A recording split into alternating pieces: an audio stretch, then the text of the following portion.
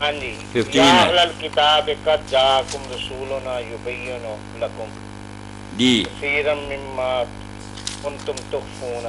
اس میں جو ہے یہ اس میں میرے پاس جو ترجمہ ہے نا آج کل وہ ہے اسما عرفانی صاحب، وہ میں پڑھ کے سنا دوں اگر آپ۔ اسما تو کوئی نہیں، وجیہ السیما صاحب تھے، وجیہ السیما عرفانی، وجیہ تو السیما جو تھے انہوں نا نے وہ تھے۔ ترجمہ کیا ہے اہل کتاب ہمارا سچا آخری رسول تمہارے پاس آ گیا، ویسی بہت سی باتیں تم سب پر کھول دیتے ہیں۔ انہوں نے آپ کے لاہور کے ایک بہت بڑے مفکر اسلام پہ مقدمہ کیا ہوا ہے کہ میری تفسیر قرآن کا نام انہوں نے چرا لیا۔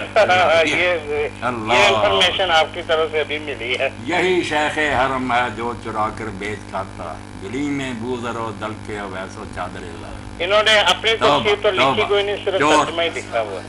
وعلیکم السلام رحمۃ۔ جو تم کتاب الہی سے چھپا کر رکھا کرتے تھے اور رسول خاتم النبیین بہت سی لفظیں معاف فرما دیا کرتے ہیں، تمہارے پاس جو آیا ہے وہ یقیناً اللہ تعالیٰ کے ہاں سے نور ہے اور روشن کتاب۔ کیا آپ پوچھتے ہیں اس بارے میں؟ تو یہ پوچھنا چاہتا ہوں، اس میں رسول خدا صلی اللہ علیہ وسلم کیا اس طرح کی لوگوں کی خطائیں معاف کرنے کا رسول حق رکھتے ہیں؟ ہمارے نبی نہیں، رسول اللہ علیہ السلام معاف کرنے کا حق نہیں رکھتے۔ رسول اللہ صلی اللہ علیہ وسلم کے پاس زیادہ سے زیادہ یہ بات تھی کہ اگر کوئی گناہ گار جائے کہ اللہ کے رسول میرے لیے بخشش کی دعا کریں تو اللہ سے بخشش کی دعا کرتے ہیں۔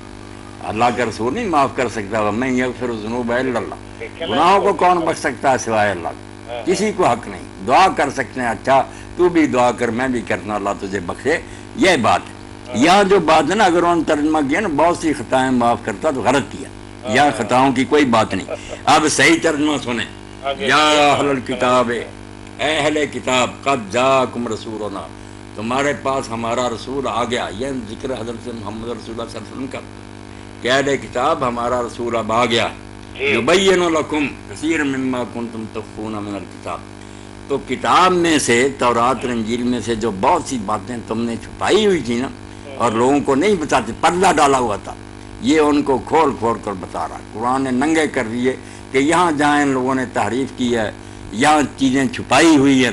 جیسے مشہور واقعہ آپ نے سنا ہی ہے نا کہ یہودی ایک مرد عورت کو لے آئے، انہوں نے زنا کیا تھا، اللہ کے رسول سے پوچھنے لگے کہ ان کے بارے میں فیصلہ دیں، حالانکہ فیصلہ ان کو بھی پتا تھا، تورات میں بھی موجود تھا۔ انہوں نے یہ ڈھونگ رچایا کہ اگر حضور نے کوئی نرمی کر دی تو اس نبی کے کھاتے میں ڈال دیں گے، جان چھوٹ جائے گی ان دونوں کی، اگر سزا دیں گے تو پھر کہیں آ جاؤ جی ہم خود ہی فیصلہ کے، سازش۔ تو نبی علیہ السلام نے پوچھا تمہارے پاس کیا لکھا؟ کہنے لگے ہمارے پاس تو لکھا کہ منہ کڑا کرو بازاروں میں پھرو۔ آپ نے فرمایا لاؤ تورات جب منگوائی گئی پڑھو۔ اس یہودی عالم نے ہاتھ رکھ لیا رجم کی آیت پر جس میں سنسار کا حکم تھا، ادھر ادھر پڑھے۔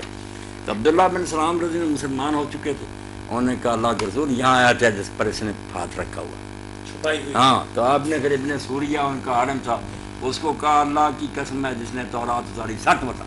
اس نے کہا اللہ کے رسول واقعی جو حکم آپ نے بتایا نا یہی ہمارے پاس، یہ شادی شدہ کو سنسار کر، مگر کیا کریں ہمارے امیر بادشاہ کرنے لگے، ہم نے ان کی خاطر پھر اصل حکم چھپا دیا اور بنا لیا کہ چلو منہ کڑا کرو بازاروں میں گھما دو، حکم موجود۔ یہ بات ہے جو کہا کہ اللہ کا رسول آ گیا ہے، تم نے جو بہت سی باتیں کتاب کی چھپا رکھی تھیں یہ ان کو کھول کھول کر بیان کرتا۔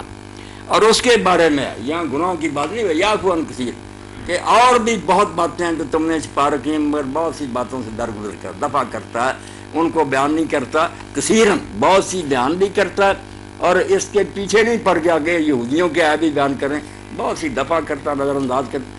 بات تو یہاں ہو رہی ہے کتاب کی کہ کتاب میں سے چھپایا ہوا تھا، اس میں سے بہت کو قرآن نے رسول اللہ نے بیان کر دیا اور کئی چیزیں چھوڑ دیں کہ اس کا کوئی فائدہ نہیں۔ قد جاءکم من اللہ نور و کتاب مبین، چلو دوسری آیت بھی آ گئی، اب اس کے ساتھ بھی لوگوں نے ٹھٹھا بنا لیا۔ ہاں ہمارے کئی علماء بھی، شاید مولوی صاحب بھی، ان میں نور حضور ہیں اور کتاب جو ہے نا قرآن ہے، بالکل غلط بات۔ رسول کی بات اوپر ختم ہو گئی، قد جاءکم رسولنا، ہمارا رسول آیا۔ اب دوسری بات کہی کہ ایک رسول آیا اور دوسری کیا چیز آئی؟ قرآن۔ قد جاءکم من اللہ نور و کتاب، اس کی دو صفتیں ہیں الگ نہیں، جیسے کہ اللہ پاک کی کئی صفات اکٹھی بیان ہو جاتی ہیں نا، دو صفتیں آ گئیں کہ نور آیا ہے اور کتاب، یعنی یہ واو تفسیری کہلاتی ہے کہ وہ کیا ہے؟ قرآن کتاب مبین. اور اسی لیے آگے جو ضمیر آئی پھر یہدی بہلہ، یہدی بہم اللہ نہیں کہا کہ دو کے ذریعے ہدایت نہیں، ایک ہی ہے نا. چونکہ نور بھی ہے، اللہ تعالیٰ کسی جگہ سے برہان کہتا ہے یا ایھا الناس قد جاءکم برہان من ربکم وانزلنا الیکم نورا مبینا. اور قرآن میں جہاں جہاں نور مبین آیا دیکھ لیں، سورہ اعراف ہے تقریباً قرآن کے سوا حضور کو نہیں کہا. حضور اپنی جگہ نور ہیں کہ آپ کے ذریعے بھی دین ملا، مگر قرآن میں نور جہاں کہا گیا صرف قرآن کو کہا گیا. صحیح تفسیر کرو، قرآن آیا.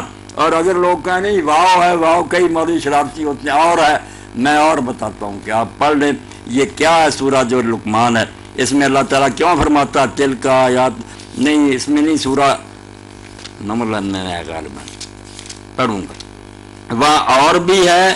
اور مانتے سب ہیں کہ ایک ہی ہے. توسین تل کا آیات القرآن و کتاب مبین.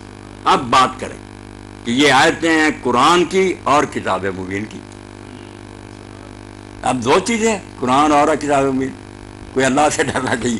اسی طرح سورہ الحجر سے بھی پڑھیں تاکہ لوگوں کو پتہ چلے کہ واو تفسیری بھی ہوتی ہے.